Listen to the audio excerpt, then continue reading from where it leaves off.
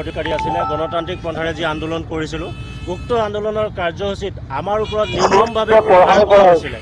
মহিলা কিশোৰকে ধৰি বয়োবৃদ্ধলৈকে আমাক নিৰ্মম অত্যাচাৰ কৰি এতিয়াও হস্পিটেলত এডমিট হৈ থাকিব লগা অৱস্থাত আছে।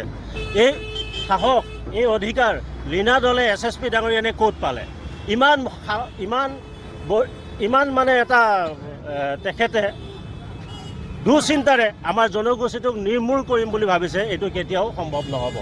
কোচ ৰাজবংশী জনগোষ্ঠীয়ে সদায় গণতান্ত্ৰিক পন্থাৰে আন্দোলন কৰিছে আৰু নিজৰ প্ৰাপ্য অধিকাৰ, প্ৰাপ্য মৰ্যাদা নোপোৱালৈকে এই গণতান্ত্ৰিক আন্দোলন অব্যাহত থাকিব। তাৰ মাজত এনেকুৱা হাজাৰজন নীলাদলে আহিব, হাজাৰজন নীলাদলে গুচি যাব, কিন্তু কোচ ৰাজবংশী জনগোষ্ঠীৰ মাত কেতিয়াও স্তব্ধ কৰিব নোৱাৰিব, ৰুদ্ধ কৰিব নোৱাৰিব। এই সংগ্ৰাম নদী যেনেকৈ বৈ আছে, ব্ৰহ্মপুত্ৰ যেনেকৈ বৈ গৈছে, সেইদৰে আমাৰ সংগ্ৰাম অবিৰতভাৱে চলি যাব। ইয়াত আমি কাৰো লগত কম্প্ৰমাইজ নকৰোঁ। আৰু এটা কথা, যদি লীনা দলে ডাঙৰীয়ানে ভাবিছে যে লাঠিৰ কোবত মাথা ফালিলেই কোচ ৰাজবংশী জনগোষ্ঠী শেষ হৈ যাব, সেয়া তেতিয়াহ'লে তাইৰ আটাইতকৈ ডাঙৰ ভুল।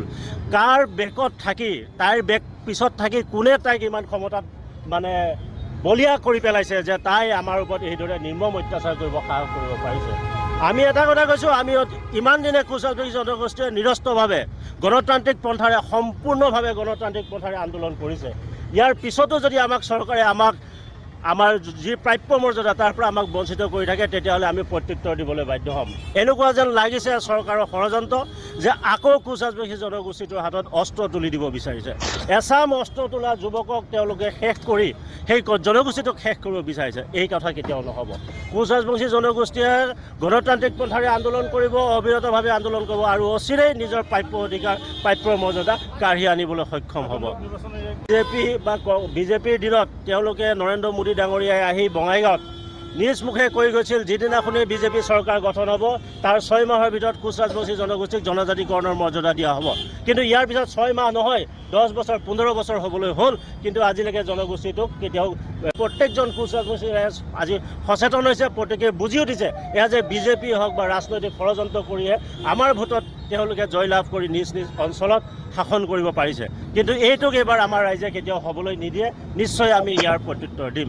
আজি যদি আপোনালোকে চাই, আমাৰ ঢেকীয়াজুলি অঞ্চলতেই কওক, চিলাৰাই প্ৰতিমূৰ্তি জহি খহি গৈছে, কিন্তু অশোক সিংঘাল ডাঙৰীয়াৰ এতিয়ালৈকে চকুৰ মানে যি কলা ডাৱৰ সেয়া মুকলি হোৱা নাই, দেখা নাই। তেখেতক বাৰম্বাৰ কোৱাৰ পিছতো আজি চিলাৰাই প্ৰতিমূৰ্তিটো কলা ডাৱৰে অন্ধকাৰত ঢাকি থৈ দিছে। আজি যদি আপোনালোকে দেখে ইমান অপমান আমাৰ জনগোষ্ঠীটোৱে সহ্য কৰি আছে, তথাপিও কিন্তু আমি ধৈৰ্য ধৰিছোঁ। আমি ইয়াৰ পৰাই সকীয়াই দিছোঁ সকলোকে যে কোচ ৰাজবংশী জনগোষ্ঠীৰ ওপৰত তেওঁলোকে কৰা ৰাজনৈতিক চক্ৰান্তক কেতিয়াও আমি মানি নলওঁ আৰু আগন্তুক নিৰ্বাচনত ইয়াৰ যোগ্য প্ৰত্যুত্তৰ আমি দিবৰ কাৰণে সাজু আছোঁ আৰু আমি ইয়াৰ যোগ্য প্ৰত্যুত্তৰ দিম।